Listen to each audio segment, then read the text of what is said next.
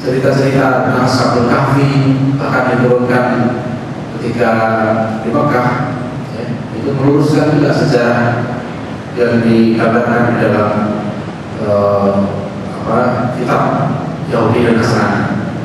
Dan sekalian, kalau kita bahas kenapa para tokoh kita pun begitu peduli dengan sejarah.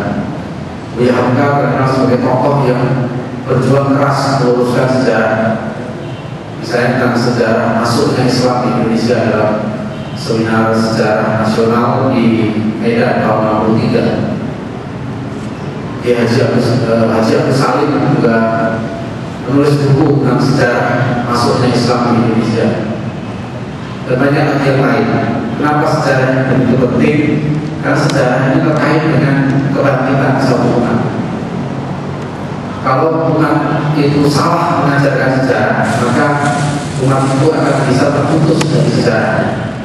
Padahal sejarah ini salah satu modal besar bagi satu bangsa, satu umat untuk dia bangkit.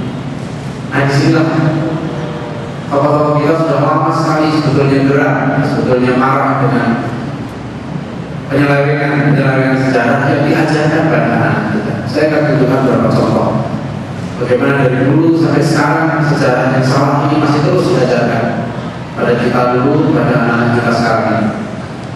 Ironinya, pelajaran itu diajarkan juga di sekolah-sekolah Islam, di pesantren-pesantren.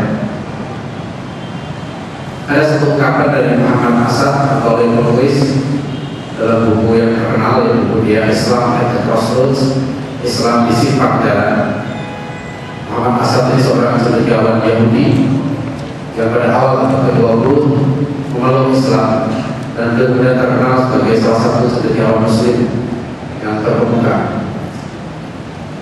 Beliau menulis, no civilization can prosper or even exist after having lost this pride and the connection with its purpose.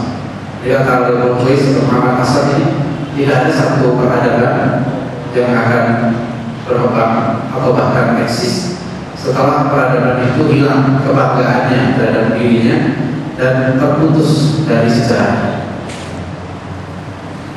Usaha untuk memutus sejarah satu bangsa itu terjadi. Misalnya contoh Turki. Bangsa Turki adalah bangsa yang pernah mengalami kejayaan di masa Daulah Utsmaniyah.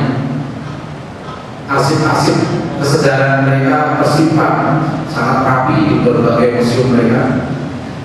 Dan dulu mereka selama ratusan tahun, hampir 500 tahun mereka menjadi satu negara superpower. Mereka bicara dalam bahasa Turki dan menulis dalam huruf Arab. Datang ke Ataturk, Daulah Utsmaniyah dibubarkan, Turki modern diproklamirkan, dan salah satu yang diputus oleh Ataturk adalah mengganti huruf Arab dengan huruf Latin. Sama nasibnya dengan kita. Dulu orang tua kita masih menulis dengan huruf Arab, tanda tangan dengan huruf Arab. Tapi kemudian sekarang ini sudah hampir tidak ada anak kita yang bisa mengenal lagi huruf Arab Melayu, Arab Pegon, Arab Jawi. Padahal ribuan karya para ulama kita ditulis dalam huruf Arab Melayu. Bangsa Muslim di Thailand Selatan diputus sejarahnya dengan mengganti bahasa Melayu dan huruf Arab Melayu dengan bahasa Thailand, bahasa Siam, huruf Pali. Nanti kan di sampai 60 menit. Beberapa waktu yang lalu saya nonton di TV One itu ada perkembangan Islam di Thailand. Ada cucu dari Kiai Ahmad Dahlan yang tinggal di Bangkok. Ya, ternyata ada cucu beliau, dan sayangnya cucu beliau tidak bisa lagi berbahasa Melayu. Jadi hanya sudah bisa hanya bahasa Siam. Artinya sekalian, saya pernah ke Thailand Selatan, kita hanya bisa bicara dengan orang tuanya. Jadi dulu wilayah Nusantara ini mencakup sampai Thailand Selatan, seluruh Filipina, dulu itu wilayah Muslim yang disebut dengan Nusantara. Itu dulu sampai mencakup Thailand Selatan. Dulu semua bisa berbahasa Melayu, kita bisa berkomunikasi. Tapi kemudian kita tahu negara ini pecah-pecah, ya. Muslim Thailand Selatan dimasukkan ke negara-negara, akhirnya mereka terputus. Jadi sekarang kalau kita ke sana dan generasi muda kita udah nggak bisa berkomunikasi lagi. Jadi cara bagaimana para penjajah itu memutus sejarah, memutus masa lalu. Akhirnya kalau kita terputus masa lalu kita adalah masa lalu Islam kalau terputus, akhirnya kita belokkan sejarah kita menjadi sejarah Hindu. Jadi yang dikatakan Muhammad Hasan, satu umat akan hancur, dia tidak akan pernah bisa bangkit kalau dia terputus dari sejarah. Dan Belanda tahu persis. Makanya kalau kita lihat bagaimana nanti Raffles yang 5 tahun di Indonesia, dia menulis tentang sejarah Jawa, History of Jawa. Kenapa banyak ilmuwan sejarah Belanda yang merancang sejarah Indonesia ini seperti apa? Nah, celakanya sekali lagi hasil rekaan para orientalis Belanda itu yang sekarang garis besarnya masih tetap diajarkan di sekolah-sekolah kita, termasuk sekolah Islam. Hampir tidak ada, saya sudah mengikuti berbagai pondok pesantren, buku-buku sejarahnya masih dipakai yang lama. Kemudian yang ketiga saja, yang penting lagi adalah dalam Islam ini ada ajaran tentang adat. Hakul waladi ala walihi ayyusina isma'u wa ayyusina muti'u wa ayyusina adabah. Wajiban orang tua pada anak adalah mengajarkan, memberikan nama yang baik, ya, kemudian memberikan pengasuhan yang baik, dan yang ketiga ayyusina adabah. Ini hadis yang sesuai, cuma maknanya diperkuat oleh beberapa hadis yang lain. Jadi maknanya sahih sanad atau kewajiban orang tua salah satunya adalah menjadikan anaknya punya adab yang baik. Maka ajaran adab dalam Islam sangat penting. Adab pada Allah, adab pada Rasul, adab pada ulama, dan salah satu yang penting adalah adab kepada para pejuang Islam, adab pada para ulama, adab pada pahlawan. Nah, pelajaran sejarah yang sekarang kita ajarkan ini di sekolah-sekolah kita, di SMP, SMA, dan sebagainya, itu adalah pelajaran yang mendidik anak-anak kita untuk tidak beradab kepada para pejuang Islam. Inilah yang diperhatikan oleh Buya Hamka. Buya Hamka, ya, penulis tafsir Al-Azhari. Pada tahun 60-an ketika beliau di penjara menulis tafsir ini, Buya Hamka sudah melihat skenario ini, dan beliau katakan ketika menafsirkan surat Al-Maidah, Buya Hamka mengingatkan inilah cara untuk merusak Islam yang dilakukan oleh para orientalis dan kaum misionaris.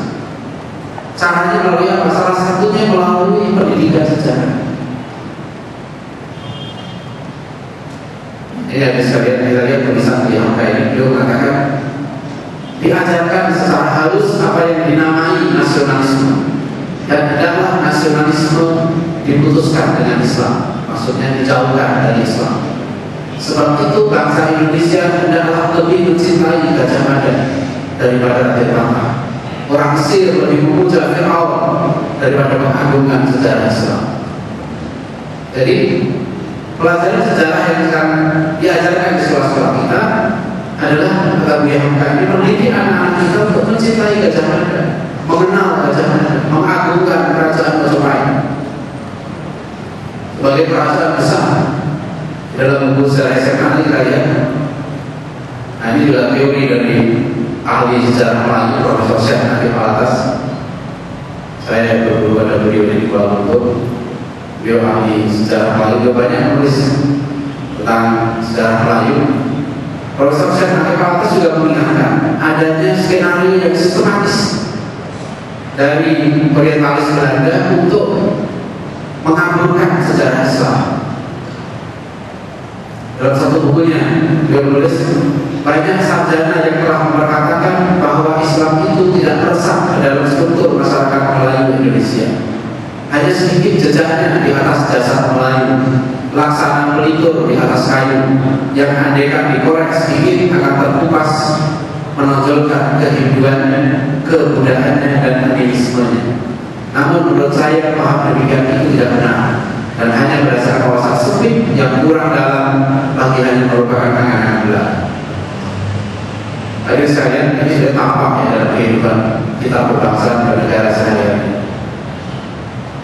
Kalau kita pergi ke kedutaan-kedutaan kita di luar negeri, saya beberapa kedutaan seperti di Australia, dan di Inggris, di Kuala Lumpur yang pernah saya masuki.